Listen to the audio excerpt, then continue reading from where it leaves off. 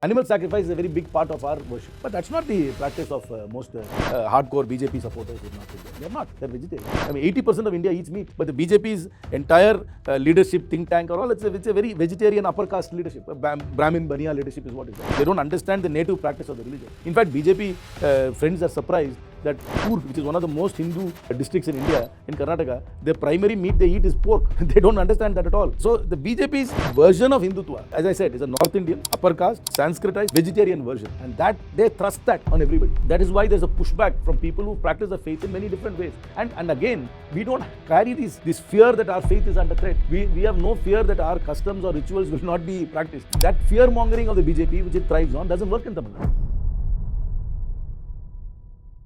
Hi, Namaskar. Thank you very much, Karti ji, for joining for this conversation. We've been chatting about it for some time now. How is the Delhi AQI treating you?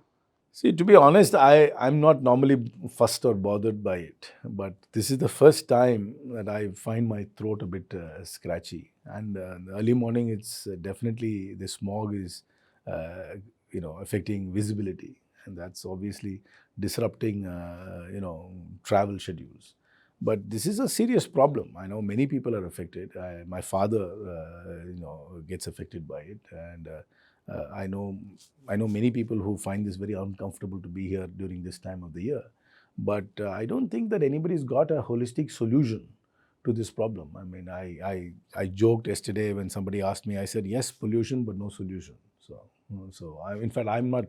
I don't have any solution myself. I think this is something which must be deeply researched, and you must find the causes and then and deal with it. But I don't really see any concerted effort to go into the root of the problem or to find any kind of sustainable solution. But I'm not a subject matter expert. But do you think governments have focused towards issues which are like this? Because it's not a recent one. It's been good over the last decade, and it happens around winters, the larger air. I really, as I said, I'm not an expert on this issue, but if you ask me, are governments focusing on issues like this? I would say no. We are not really focusing on ease of living issues. I always think that governments primarily are administrative units, and the government's primary job is to make life easier, more convenient, and less cumbersome for the average person, and we don't do that. This country doesn't make life easier for the average person. We talk about either we are caught up in some sort of historical debate, or we are talking about some emotive issue, or an identity issue. We are not focusing on ease of living issues enough. I mean, ease of living is many. What about public transport? What about public schooling? What about public health?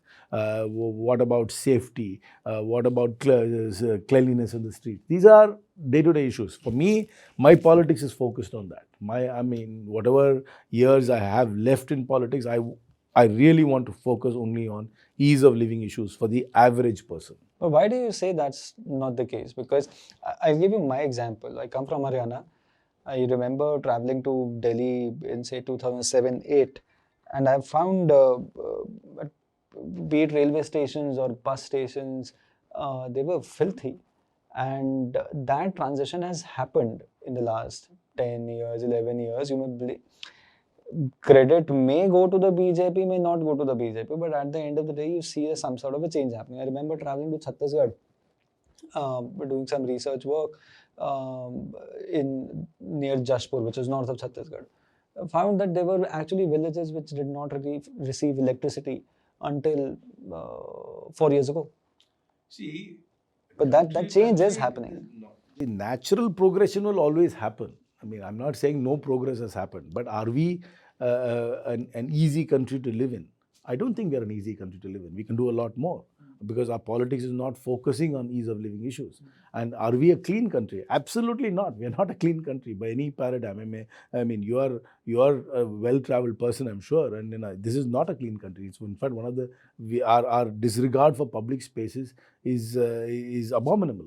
While yes, natural progress will happen. If you can always say, 10 years ago, so many people had mobile phones, now more people have. This natural progression will happen. As a country of 1.4 billion people with economic growth, natural progression will happen. But is it egalitarian growth? Is it sustainable growth? And is it really meaningful growth is the question. And if you ask me, are we a clean country? No, we are not a clean country. We still have open defecation.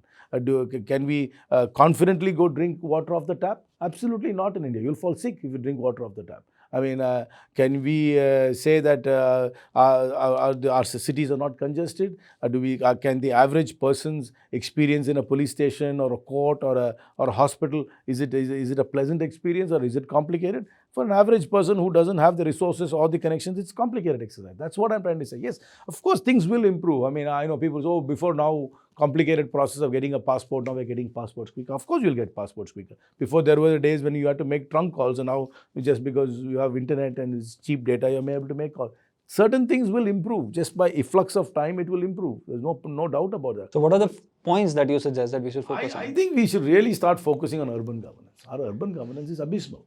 Nobody focuses on urban governance. How does the person who's moving from a village to a city, where does he find housing?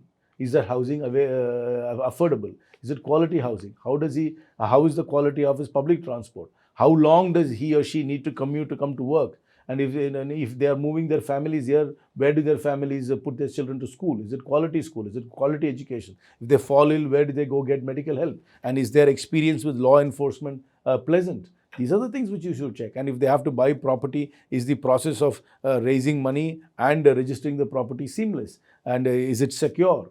Is a safety for average citizen, is it good? Is the interaction with any government authority, is it pleasant? These are the markers you must measure it with. I mean, of course, there will be improvement. I mean, India from 1947 to whatever it is today, things would have improved. Has it improved enough comparable to other global countries? I don't think so. There have been countries in Asia which have been in far graver situations than us, who have leapt ahead of us. But we don't seem to be focusing on the citizenry's needs. We are too, see, our politics and debate is too caught up on emotive issues, language, religion, history, identity. It's never about ease of living. But so since you picked the topic on urban governance, how do you find a parallel between developing our villages also? Should we go in ensuring that our villages become a tier 2, tier 3 centers of development? I don't think everything should be concentrated in big cities. We must create infrastructure in villages. And that has been a problem in India's development story? We are not building new cities. We are not building tier 2 cities. Infrastructure is not good enough. I mean, there was this great announcement about smart cities. I haven't seen a single smart city come up. And what is this smart city? Which are these smart cities? I mean, we keep announcing grand ideas every budget, but where is... See, nobody ever asks what happened to the grand scheme announced last time. Well, everybody starts doing rah-rah to the grand scheme announced today, but nobody asks what happened to the grand scheme. It's not just a criticism. Generally, government itself makes very bombastic claims. What we really need to do is agriculture needs to change. You see, agriculture is still very rudimentary. We still do not have great scientific inputs into agriculture. Agriculture is painstaking and not at all a remunerative profession. And that is why people are abandoning agriculture. What are the scientific inputs we have given to agriculture? How have we made agriculture much more profitable? Has it made? How is it? What are? I know we talk about soil testing. I know that. I know about it in my district too. We say we have given so many soil testing cards. The next question I ask is, okay, you have tested their soil. They're given them a card. How are they using that data? Are they using less fertilizer? Are they getting more output? That nobody able to say. So everything is in bits and pieces. There is no continuum. If you really want to improve villages, you need to make agriculture viable. To make agriculture viable, you need to give far greater scientific input, and there has to be a complete re-engineering in the way we do agriculture, because it's still, landholding is fragmented, hardly any technological inputs there. I mean, we talk about Israel doing this or the Middle East doing that. We don't seem to be doing any of that stuff. I don't see, in my own parliamentary constituency, I'll be hard pressed to name 10 progressive farmers. But should agriculture be the way ahead, or should we look for more opportunities in any other sectors? India has to have a multi-sector thing. You can't just pin all our hopes on one thing. Because agriculture is around less than 13% of our GDP. But it employs a lot of people. So we can't ignore a sector. And manufacturing in the future also will become very technology oriented. I don't think we'll have these factories of 50,000 people manufacturing, because you'll have robotics, you'll have machine manufacturing. So, so we have to have a combination of manufacturing, service sector, tourism, IT, agriculture. So the country of 1.4 billion can't just, we are not 2 million, 3 million people come a country which can just be focused on one sector. Which is why my question becomes that in village spaces or in developing tier 3, tier 4 towns, what do you think should be a breakthrough, situation? How do we ensure that the potential of our villages and people living in our villages is really found its, See, avenue? one thing is we have not tapped even into the tip of the iceberg of tourism. The number of tourist visitors to India is infinitesimally small compared to what much smaller European countries are. Tourism needs to be developed. If tourism is developed and tourism is taken to the far-flung areas of India, infrastructure will obviously have to develop to catch up with it. That is a point. But we must also focus on agriculture. Agriculture must be made viable. It must be made remunerative. It must be made with greater scientific inputs. And then you must also create basic infrastructure so people don't migrate from villages to cities. So you must have a decent hospital, a school. So people, even why can't we have a remigration of people in urban areas go back to villages? In fact, quality of life is good in villages. You have open spaces. You get why is that not happening? Why can't we give some basic infrastructure? So today with work from home and for remote working, a lot of people can actually move back. We can't have this all concentration into the major cities of India. The countryside living is perhaps could be the. I quite like it because I come from a rural constituency. I far more like living in my constituency than in an urban area, which is less polluted, less traffic. I mean, you don't have coffee houses and restaurants to go to, but you still, if you have your infrastructure, life is good. So why isn't there a move to encourage people to move to villages, especially when they're working in IT and other phases when they can work remotely? Why can't we encourage people to go back? So if more professionals and people with resources go to rural India, that itself will be a fillip to that area. What is the challenge? Why it's not happening? Is it a policy imperative? It's not a policy, it's also a cultural thing. No, I mean it's lifestyle, cultural thing. You have to move. It has to be a movement. People start saying, or we want to live to buy land in Delhi, or the area you are in, it's tremendously expensive. I'm sure for the equivalent price in a rural area, you could buy acres and acres of land, perhaps build a nicer house, and if you have good internet connection, which is there, you can possibly do your podcast from there. So that's perhaps happening in Goa also. There are many. Not really. But they're all blips small pockets. I think it can be a lot more push to happening. And secondly, why aren't our best entrepreneurs getting into agriculture? Why aren't the best IIT engineers or scientists saying, I'm going to go to a rural area and transform and come up with a business which is going to be transformative in agriculture? I'm curious if Ambani Adani do it then. I have no problem. I have no problem if corporates enter agriculture, but as long as it's fair and it's not monopolistic, I have no problem any private sector coming. I'm a believer in the free market. So, but it should not be monopolistic and it should not be crony capitalism. Okay. Since we've spoken, what do you think about the manufacturing space? See, manufacturing will happen, but the point is, manufacturing going forward in the future is not going to be labor intensive. It will be machine intensive. Okay. It will be technology intensive. You'll have robotics. You'll have AI coming in for design and things like that. I'm sure, and so you need to have a trained workforce in order to capitalize on that. This cheap manufacturing of people with the wrenches and hammers going into a manufacturing unit and breaking steel. That manufacturing will not be around for long. But in Tamil Nadu, in this part of the country that you're coming from, is the workforce, is the labor force adequately skilled?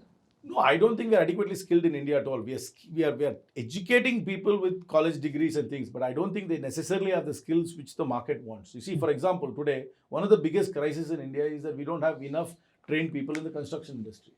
Okay. We don't have people who are excellent bricklayers or who can lay floors and who can put up a wall seamlessly. We don't have enough professionals for the construction. See, we're also, Tamil Nadu has got this unique problem of creating all kinds of colleges all over, either engineering or arts colleges, and it's been very easy to get into colleges. And once they get into college, they believe that they're college graduates. They disqualify themselves from many other jobs which they could have possibly gone to. So we are really, I don't think our educational system or our skilling is well tuned towards what market needs. In fact, the construction industry needs a lot of trained people, and we are not able to provide that in India.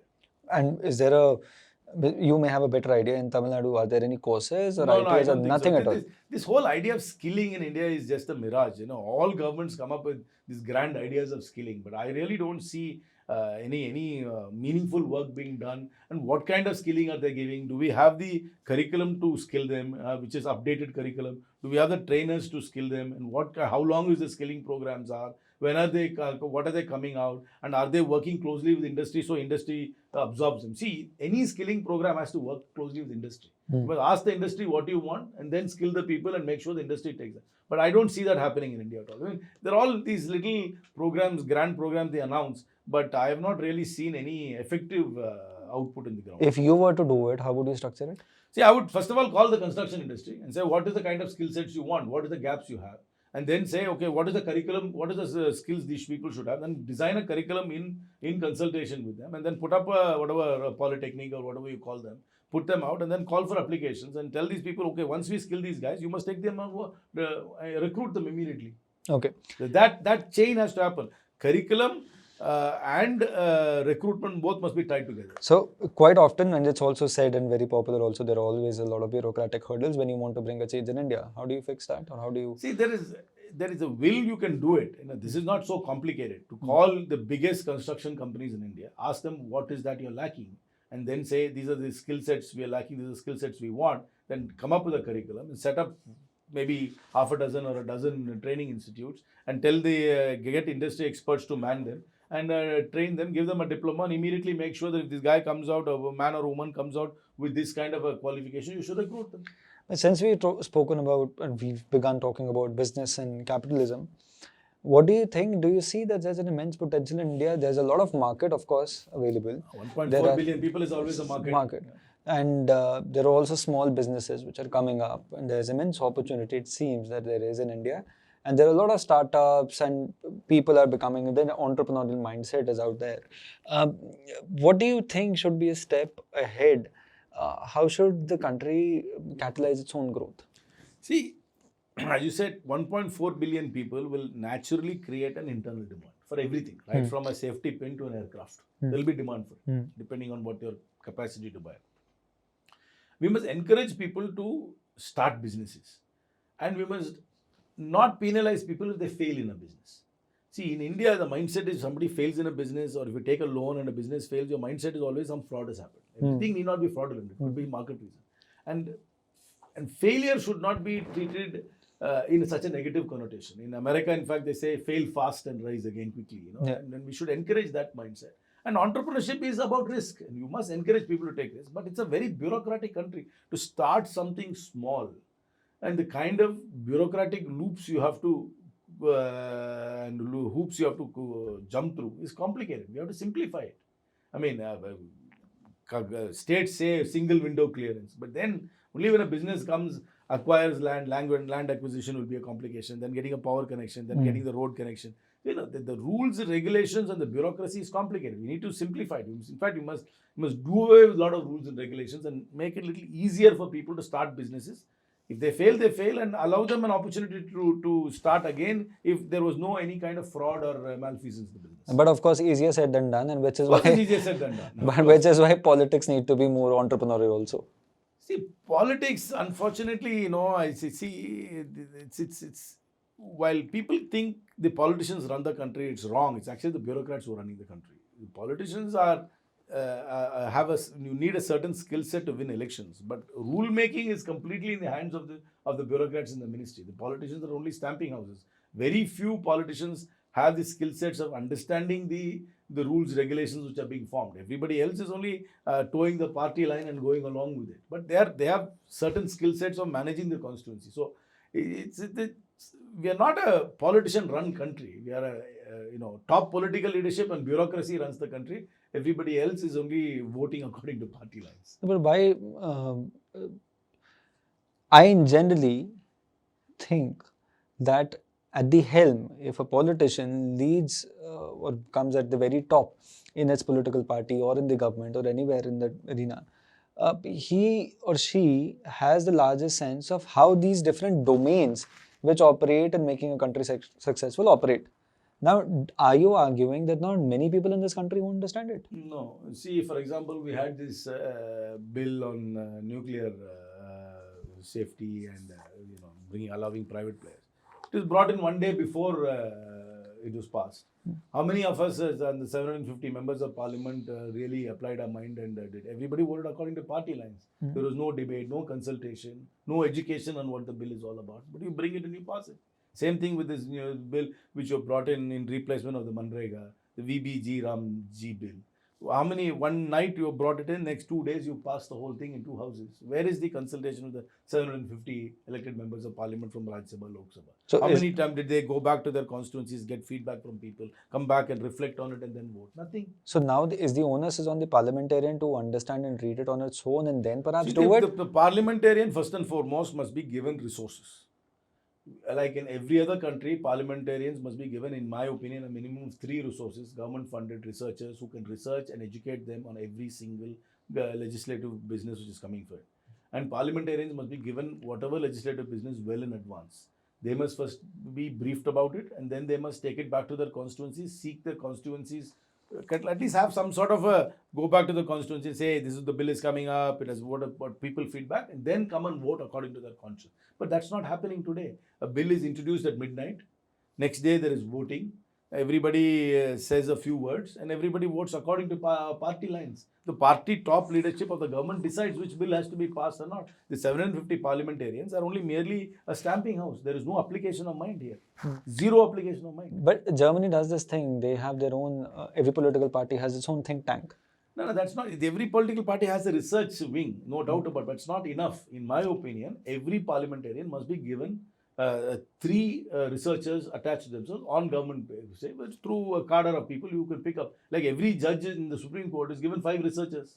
No judge can write all judgments themselves. They have 5 highly trained researchers. The same way, the research assistants must be there for parliamentarians. This is how it is in you here. You're giving 40,000 rupees as a stipend. With that, what kind of he will have a PA at best. He will not have a researcher with him. We must have minimum 3 researchers attached. Why can't we as a country, we have resources, 750 members of parliament, into 3,000, 2,250 researchers we can easily attach to the parliamentarians, and so let them, and any bill which has been brought must be given at least 1 month in advance.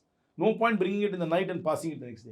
It's meaningless. You're actually insulting parliament by doing that. But the draft bills are not circulated around? No, they're not circulated at all. Is it could be argued that it's the onus is on the parliamentarian now, or you're saying that it does not happen at all? It doesn't happen at all. You check it. You do tell me when is the bill introduced and when is it passed. When is the bill even put out on the portal for the parliamentarian to look at it, and the next day you're calling it for debate? Who can apply their mind and say anything meaningful? When is the time to reflect? Where is the time to get public opinion? And most bills are not even sent to standing committees. Before, they would send some bills to standing committee. At least that was a consultative process. Now there is no consultative process. So what you're arguing is, at the end of the day, it's all being done by the bureaucrats? Absolutely. On direction of some leadership.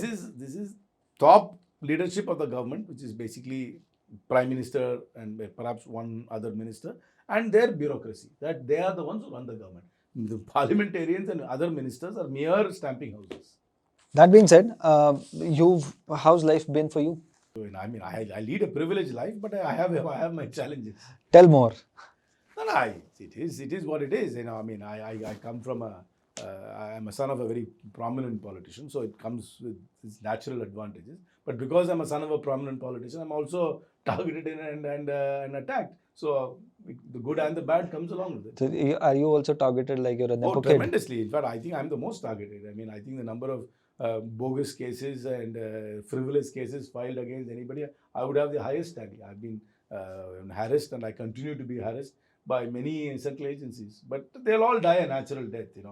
I'm still young and healthy, and I will outlive all of it. You remember when this trauma of cases started hitting you? Yeah, 10 years ago, 2015 onwards. 10, I thought it was, 10 years ago. I've survived that rather well, and I will survive it. I mean, I'll outlive this, there's no doubt about that. But it's a waste of time, energy. It's a waste of time, None of them will stand the scrutiny of the law eventually. But the process is so slow and excruciating. It will drain you, but you just have to be strong and go through it.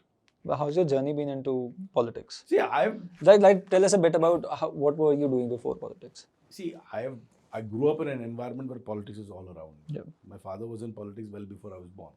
So he was in the youth wing and he was in the trade union, and then he was quite active in politics from the time, a few years before I was born. So I always grew up in an environment at home where I saw political activity.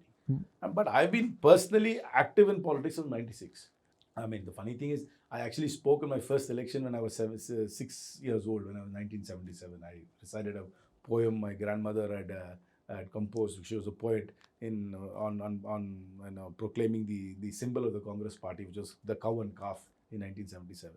So I've grown up in a political environment. I've always been interested in politics, and it was not nobody pushed me into politics, and I was involved since '96. I worked for my father's campaign. I worked for everybody else's campaigns. I was an agent for many candidates, and slowly I moved up. And then in 2014, I contested my first election, which I lost, which was because the Congress didn't have any alliance. Then I got the ticket again in 19 and 24, which I won. So I'm in here for the second time around in parliaments. But it's just been a natural progression. It's not been. I didn't parachute in or thrust in from the side. It's something which I grew up with always. Well, before getting into electoral one, were you a businessman or what do you No, call, I what do you call continue being a yourself? business. I mean, politics can't pay my bills. I still have my private businesses. I've always been entrepreneurial. I'm quite involved in some businesses which I've inherited from my grandfather. Some businesses which I've started on my own. I studied business administration in the United States. Then I followed up with a degree in law from Cambridge, England. So I still spend a reasonable amount of time outside India because I run a sports management company outside India. So I'm quite involved in my businesses as well. So always, because I think one needs to have an income stream to sustain your life. But do you think becoming a reasonably successful businessman or just becoming a good enough successful entrepreneur gives you a great amount of understanding of how politics works? I mean, not really. I mean, politics is only societal understanding. So it depends on how you're understanding society, who you're representing. So, business will give you a good experience, but it also gives experience. Does business help in dealing with people? I wouldn't say, yeah, business definitely helps dealing with people, but I think people from any walk of life should involve themselves in politics because it's all about society. It's not just businessmen, lawyers, doctors, journalists, activists, everybody. So everybody brings in a perspective. In fact, you must have a varied perspective into politics, and that's what makes democracy interesting. So what's happening in Tamil Nadu See, politics? Tamil Nadu is a very presidential state. It's probably the first state which became presidential, where people vote by keeping in mind who they want to be chief minister. And the Congress party has failed to project a potential chief ministerial candidate. That is one of the biggest failings of the Congress party. Whereas the true Dravidian parties consistently project a chief ministerial candidate. Even the next round of election will be between the DMK front, ADMK front, and this new political party, the new fledgling political party of Vijay, because they are the chief ministerial candidates. No, but is it a good thing or a bad thing having a presidential mindset It's or not- a monarchical mindset? I would rather It's call not it. a bad thing. Even all of India has become like that. You're now declaring who will be your prime minister. It's not necessarily a bad thing. But that has always been the case. No, Is that a it's mindset? No, it's changing. Tamil Nadu happened because of the Dravidian parties and then larger than life leaders. And now even national politics is becoming like that. Now people clearly know, except for some states where the BJP sort of foists people as chief ministers, most states you know who the potential chief minister is. No, but then it begs the question. See, BJP is a comparatively recent entrant in It's the not fray. recent. It's been around for a while. As an entrant in the space that it may be able to make a political dent.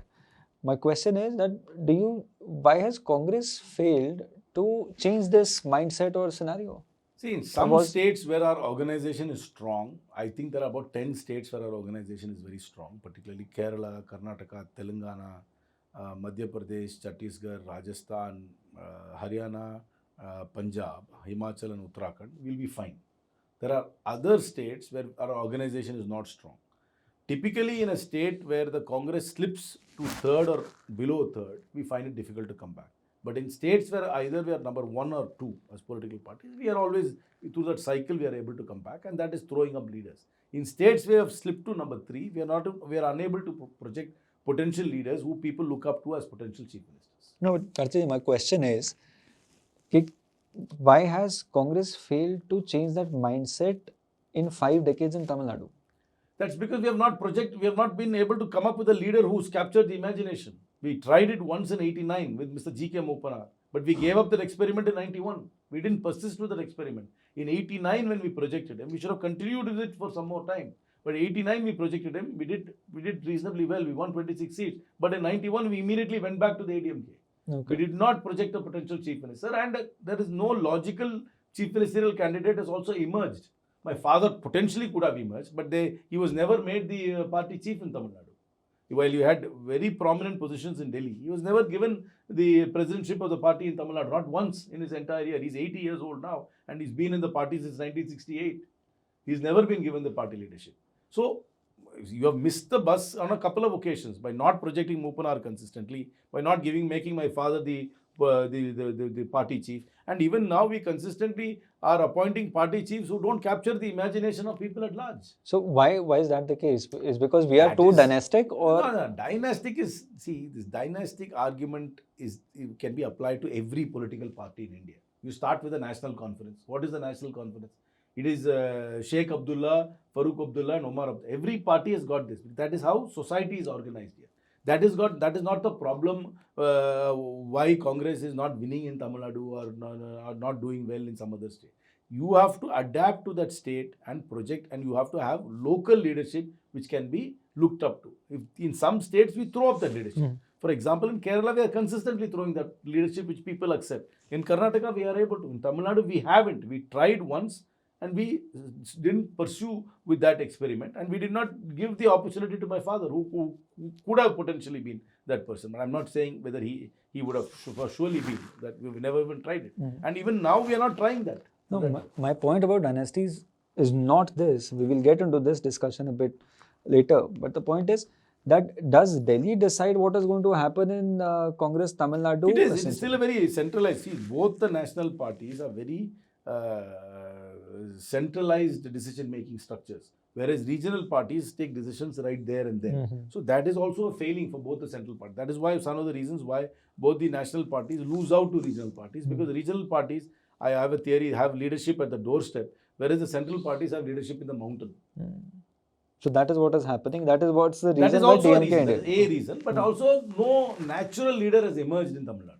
Okay. Acceptable natural leader has not emerged. So now what is happening currently? See, I think that we have to see what this Vijay is getting a lot of support. I think he will get a lot of votes, but I don't know whether it will convert into seats, because in a first past the post system, it might not convert into seats. We have to see whether some potential parties are joining him. So still things are a little fluid. You've known Vijay personally? No, I don't know him. I don't know him. I don't watch his movies because I don't like his movies also. Fair point. But do you think, so it's also the same consequence, the rise of DMK, ADMK and Vijay is the same trajectory. No. There are people who are trying to project a larger than life picture. Many others have tried this also. Vijay Gant has tried it and other things. Other actors have tried it. They have all not necessarily succeeded. So, but we'll have to see what happens. Because Tamil Nadu and Southern Indian politics makes the best example of people who could be great actors or great successful. Not true at all. This is again a myth. There have only been 2 actors who have succeeded. Only MGR and Jayalalitha have succeeded. Every other actor has failed. The people think actors succeed in Tamil Nadu. It's not true at all. Not the Southern India. The last election, not in Tamil Nadu. I think name the actor who succeeded. Pawan. After when? After failing 2 elections, and the 3rd election has had an alliance now. He's not won on his own. So you are arguing he's not an actor now, he's already a politician. He failed in 2 elections, and in the 3rd election had an alliance, and he's become a minor partner in the government. There is no... See, this is another myth about South India, that actors succeed. Actors don't succeed. There have been very few actors who have succeeded. There have only been 3 actors who have succeeded. One is N.T. Ramarao in Andhra Pradesh, in United Andhra Pradesh, M.G. Ramachandran in Tamil Nadu, and Jayalalitha. That's all. No, every other actor has failed. So every other politician who wants to make it big, one has to project a larger than life image? No, that is because not larger than life. Become a potential chief ministerial candidate, at least in the minds of some people. That is important to succeed in Tamil Nadu. Okay, and the argument goes for other states in southern India also? To some extent, Andhra Pradesh and the thing, but Kerala is a slightly different model. Karnataka also, the chief ministerial candidate is well known. So to declaring the chief ministerial candidate in advance has got a lot of advantages in many states. And organizationally, how is Congress placed in Tamil Nadu? No, we are, see, it depends on the district. In some districts, we'll be the number 3rd party. In some districts, we might even be the 4th, 5th or 6th or 7th party, depending on where you are. For example, in my district, we will be the 3rd party. After DMK and ADMK, we will be the most prominent political party in my district. But in Kanyakumari, the Congress will potentially be the biggest political party because the Kanyakumari politics is different. But in every other district, We could be anything from 4th to 7th place. Okay. And does that, because on ground when politics happens, there's also vote shifting happening. Do you think that Congress party would want to transfer its votes to its alliance partner? No, we do transfer our votes to alliance partner seamlessly. Whenever we have alliance, the Congress votes seamlessly transfer to the alliance partner. Tamil Nadu alliances work very well. Okay. And what about Vijay now? We don't know. You see, he's never contested an election. He's getting a lot of enthusiasm. As I always say, there's a lot of energy. But whether this energy will convert into a form and structure and organization and convert into votes which will convert into seats, I can't say. But he's going to definitely get significant votes in my opinion. Would you like to draw a parallel between Prashant Kishore and Bihar? No. Prashant Kishore was not a movie star. No, I mean, he had to go introduce himself to people. No, Vijay does not have to introduce himself to people. Prashant Kishore was more of a, I mean, all due credit to him for being a very good election strategist, was more of a Delhi media darling than on the ground. Whereas Vijay has got ground support, has got a frenzied fan following, personal frenzied fan following, which is irrelevant what Vijay says. He could say anything he wants or not say anything at all. That frenzied fans will still be with him. Which is what begs the question again, and this is how we started the conversation also, that one way we are going to perhaps vote, or people who are going to vote for Vijay, voting for politicians who have little cue or little understanding about issues that are society. That's possibly true even of other things. People are enamored by, say, Modi for not because of his detailing and other things, because he sort of represents the Hindu cause, the Hindu victimhood. They're voting for him. What do they know about his specific positions on issues? But I happened to read the 2014 election manifesto. Nobody reads manifestos. Okay, so people did not read manifestos. There are lamp fellows and there are the people who... But actually manifestos are irrelevant for elections. But during election gatherings and during election or polling, in 2014, there were repeated remarks on economy. There was mention on what they are going to do for good governance, and which they had laid out in their manifesto. And out of those pointers, they did over 65% of things they did. I don't know.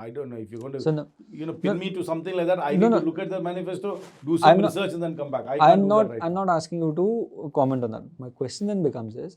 See, every political party, people may read the manifesto or may not read the manifesto, but they have some agenda they're working towards. What is going to be the agenda for a politician who is going out to meet people just on the strength of his popularity? No, but everybody will promise mother road and apple pie in their manifestos. Everybody does promise mother road and apple pie. Whether it really happens or not is there. And the 2014 election was run because of the taint which was put on the Congress in terms of corruption, unfoundedly. And secondly, was about the greater Hindutva cause. That's what it was, not the micro detailing of, I'm going to promise 100 smart cities. Did it happen? But do freebies help? Direct cash transfer helps, for sure. And it's an effective economic tool also. Direct cash transfer definitely helps. No doubt. It helped in Bihar. It'll have an effect in every other state as well. Okay. As we began this conversation, we were also talking about how Tamil Nadu is most Hindu of the state. People are passionate about the faith. People are orthodox in their faith.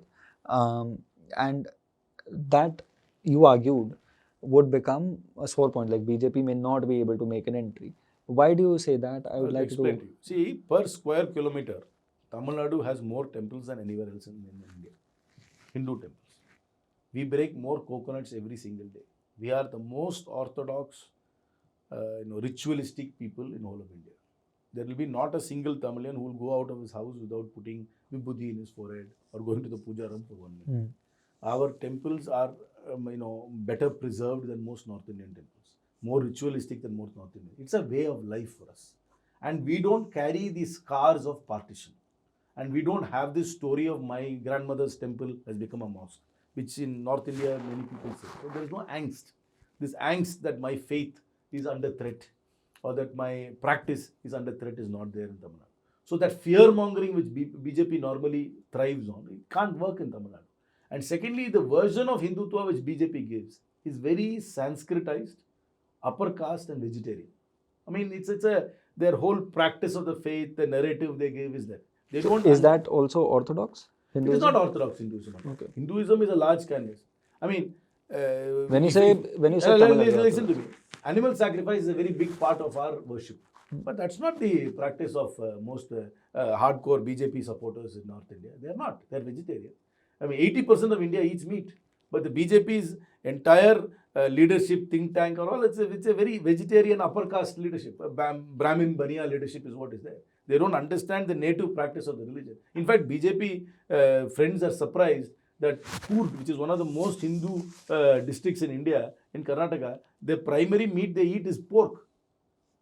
They don't understand that at all. So the BJP's version of Hindutva is a very, as I said, is a North Indian, upper caste, Sanskritized, vegetarian version. And that they thrust that on everybody. And that is why there's a pushback from people who practice the faith in many different ways. And again, we don't carry this fear that our faith is under threat. We have no fear that our customs or rituals will not be practiced. That fear mongering of the BJP, which it thrives on, doesn't work in Tamil Nadu. But that may be a point of the BJP Uttar Pradesh, because that's a Hindi heartland where it does not go into. That is exactly that is the exact version of Hindutva the BJP keeps projecting. Tell me, why doesn't the BJP come and participate in an animal sacrifice ritual in Tamil Nadu? Why doesn't the top BJP leadership come and participate? Will they come? In my village, next time I have we sacrifice a goat and give a mutton curry for the entire village. Why doesn't the BJP's top leadership come and participate in it? So are you arguing that BJP and the Sangh Parivar, and I'm including Sangh Parivar in it, because they are organizations that BJP as well as RSS argue that they are organizations, institutions which are working on a micro level and understanding the society that makes the larger Hindu their understanding of society is North Indian, upper caste, Sanskritized. That is all their understanding. They don't understand native customs. They don't understand non-Hindi speakers. They don't respect anything from the outside the structure of this quote unquote the Sanskritized version of the faith. They don't understand that. Why doesn't the top leader, the Sangh Parivar leadership, come and participate in an animal sacrifice ritual in my constituency? Why don't they come? Why don't they partake in that event? How about, what do you mean by Orthodox Hindus? No, they are not Orthodox Hindus. No, what is Orthodox Nothing's Hindu? Orthodox. Nothing's You spoke about the Tamil Nadu is the most Orthodox Orthodox Hindus. We are very, very ritualistic, very perhaps even superstitious, following our customs. I mean, Casteist? Huh? Casteist? Casteism is a curse of whole of India. There is casteism everywhere. Has the Sangh Parivar obliterated caste? As the Sangh Parivar, they are perpetuating caste. So no, the larger point being, Hindus, it's not only Hindu society, Indian society. There is casteism in Christianity. There is casteism in Sikhism. There is casteism in Islam in India. In the casteism, caste is the curse of India. So, it is not a Hindu problem. It's an India problem. So Orthodox Hindus in Tamil Nadu, large proportion. No, Orthodox, when I said is that Orthodox in terms of their faith. There is Orthodoxy is there at every level. It is not Orthodox does not mean only upper. There is a native practice in everything and they practice their faith in that traditional manner. That is what I meant. Okay. How about Annamalai in that case? See, they tried that experiment with him, but obviously the BJP didn't persist with that experiment. That experiment is over. See, he again was a more of an, again, he's more noticed in internet than in the ground. He's lost 2 elections back to back. Mm-hmm. So sometimes, you get fooled by your own echo chamber created by the internet or the Twitter or Facebook or whatever it is, that's not society. That's not how politics is. Yes, it's a good, convenient communication tool, but to somehow measure your own self-worth and think of self-importance because you are getting so many likes or retweets or I don't know what you call it, and thinking that is going to translate into ground is not the reality. But you compare Vijay with Annamalai? Not at all. Vijay has got a frenzied following in every village. Village is a current movie star. Please, there's no comparison at all. There's no comparison at all. Vijay started his own political party, and the people are a frenzied following he has. He was a nominated. Annamalai was a nominated head of a national political party. Let's be very clear. He wasn't an elected leader. He was a nominated who was lost 2 elections back to back. And do you see some potential? I'm not here to assess the potential of the BJP. The BJP, in my personal opinion, has got a very uphill task in Tamil Nadu. BJP's brand of politics, of having this Hindutva thrust, is resisted consistently in Tamil Nadu at every level. There was an issue that BJP raised. So, abhi to ye Deepam issue. What is that issue? Please explain to me. Let me see what your understanding of that issue is. I want to understand. No. I will tell you my version of it. I want to understand what your No, so understanding that is. version I want to take from you. I don't have a clear But understanding. you said there was an issue the because BJP picked up. two issues that I want to talk about. One on freeing of Hindu temples of government control. Again and again, be it Annamalai or there's another lawyer, Jesai Deepak, who rakes up this topic time and again. And it is BJP does not adopt it. BJP has not vocally adopted that issue. Is that really an issue in Tamil No, Nadu? first and foremost, I completely support the idea of the HRNC department running the temples. The minute the temples do not have government oversight, who will you give the temples to? Who will you give the temples to? Who will run the temples? Who will decide who should run the temple? You have an answer. It will be the dominant caste will start running the temples and they will start keeping out people from the marginalized communities outside. That has been the history of all temples in India, where Dalits were not allowed inside the temples. People from marginalized communities were not allowed. It is only the Brahmin communities, the upper caste, and other upper castes. Brahmins are not the only upper caste. There are other mercantile upper castes. They were the ones who were controlling the temples. The dominant communities will keep the other communities out. Casteism is very much a reality there. There is absolutely no way government oversight over temples should go. Government oversight should be there. And if the BJP thinks that by you will take the temple and give it to whom? And what will be the metrics in which you will give the temple? Who will manage the temple? Is there a who? If you give it, say, I will give it to worshippers. How would you define a worshipper? You will start giving it back to a closed set of people who are dominant upper caste, who will keep everybody else out. That is not acceptable in Tamil Nadu. And as far as the Deepam issue is concerned, what is the issue? Please explain to me what the issue was. There was no issue where Kartika Deepam is something which we light a lamp in a Shiva temple. Typically Shiva temples, that's where you have to understand the concept of this Muruga. I am named after Muruga. My name is one of the names of Muruga. Karti is a uniquely Tamil god. It's much more prevalent in Tamil Nadu and Karnataka than in any other state in India. Because here you have Ganesh, you really don't have the younger brother of Ganesh as a thing. I mean, some temples have it, but it's not a prevalent practice. In Tamil Nadu, it's a huge prevalent practice. In which temple was the tradition not being followed? Even in Tirupurangundram, wherever the lamp has been lit for years and years, the lamp was lit in the Uchipilayar temple. That is where you light the lamp, and it will be lit in the years to come. You can't be creating new traditions and new customs and say, I'm not being allowed. As I'm telling you, there is no prohibition, no bar for anybody to practice the Hindu faith in India or any faith in Tamil Nadu. They will continue to practice their faith. This is all manufactured controversy. That is why the BJP is being rejected. To say that we'll take back the temples from government and give it to whom?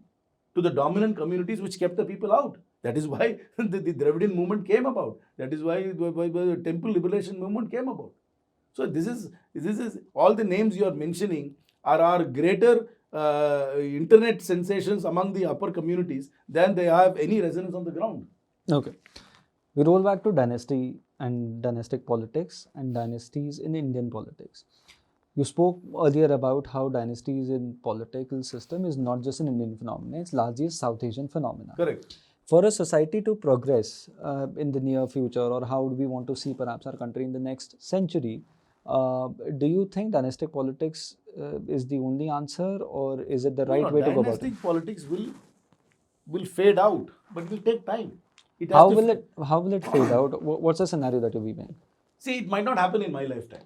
See, if you look at every political party from Kashmir to Kanyakumari, right from the National Conference, which has Sheikh Abdullah, Farooq Abdullah, Umar Abdullah, and the party which broke away from them, PDP, again had their father Mufti Muhammad Saeed and then Mehbooba Mufti.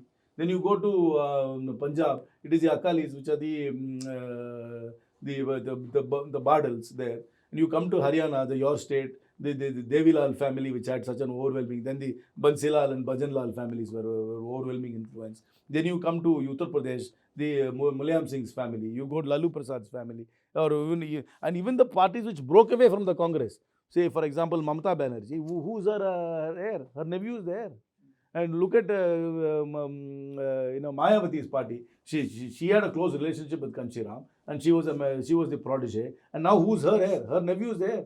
Look at the NCP, which broke away from the Congress. Who's there? The daughter and the nephew. So it is you look at the alliance partners of the BJP. The BJP has an alliance with the Chandrababu Naidu. What is Chandrababu Naidu's party? He inherited from his father, and his son is now going to be the next inheritor. So when the BJP has an alliance with somebody, or what is Ram Vilas Paswan's party, the LJP? It came from his. It is completely a family party. Look at the Devagowda's party, which the BJP has an alliance with in Karnataka. So BJP has also has alliances with the dynastic politics.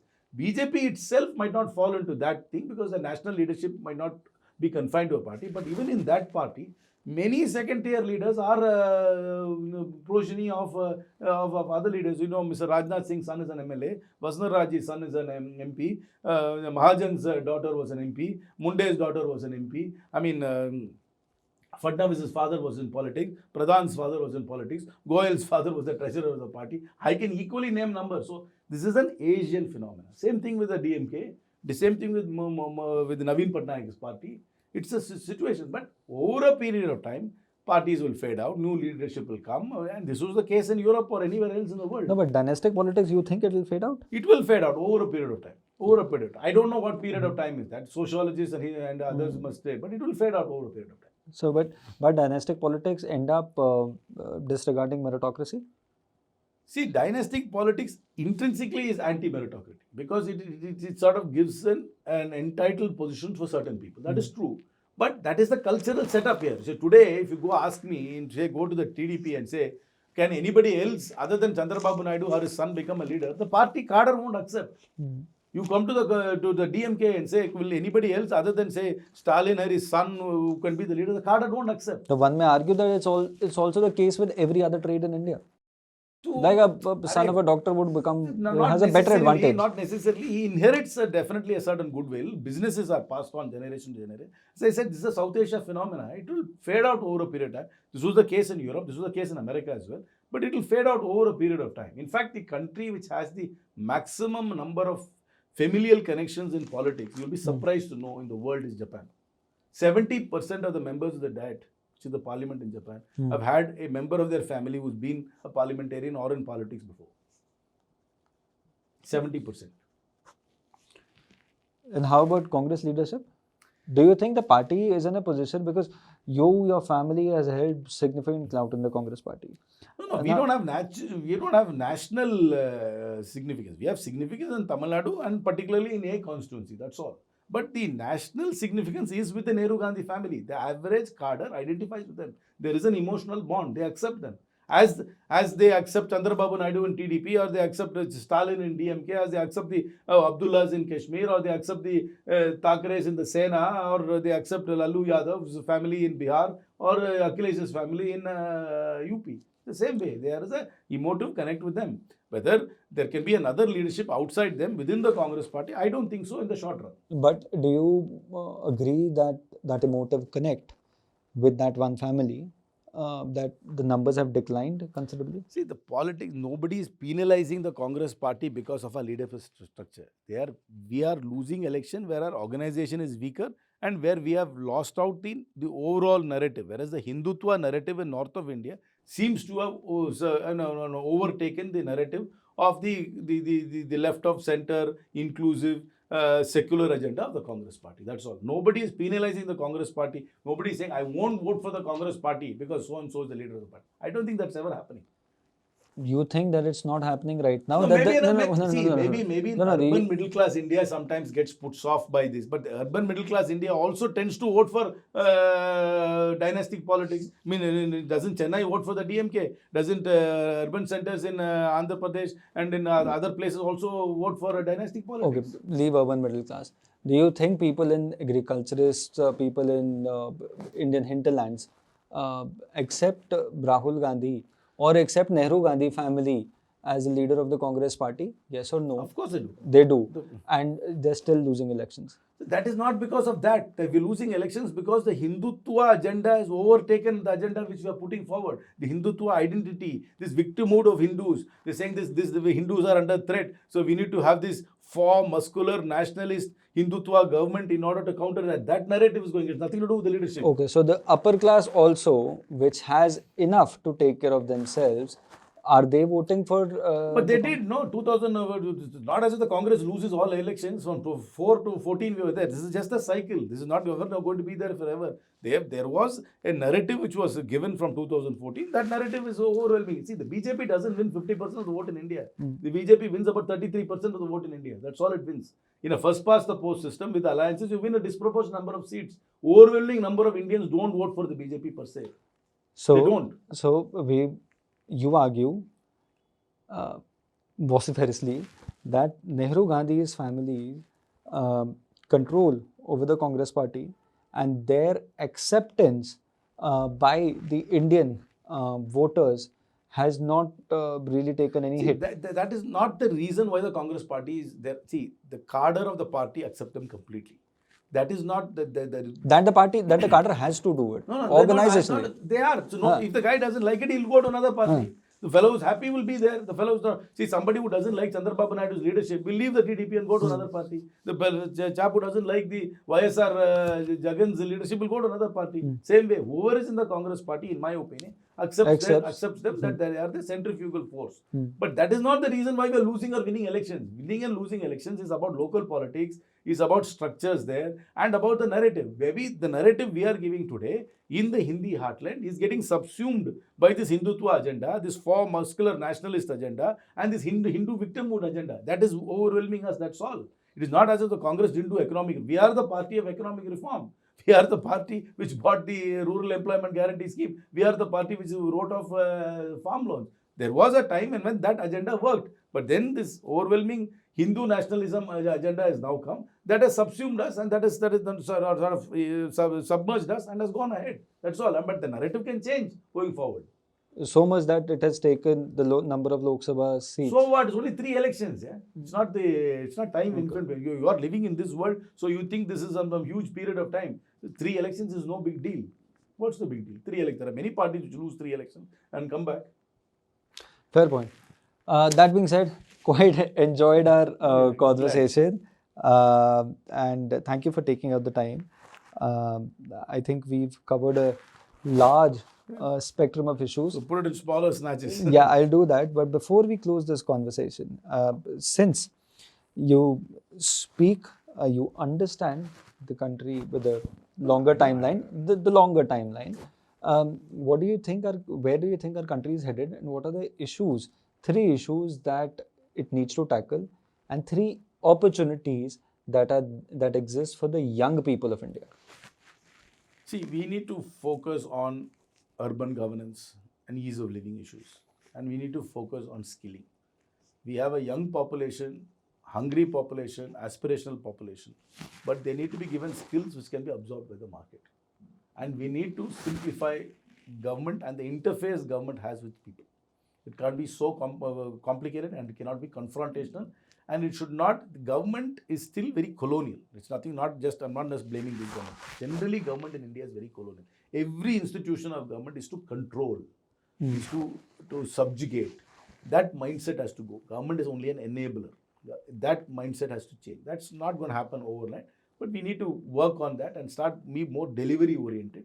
And to definitely we have to focus on skilling. That is the biggest challenge for India. The young population need to have skills which can be absorbed by the industry and trade and economy, which can give them meaningful jobs, which then will contribute towards growth. And we need to focus on egalitarian growth, and we need to spread out from the existing cities and create infrastructure in other places where quality of life is meaningful for others to remain there and not migrate to cities.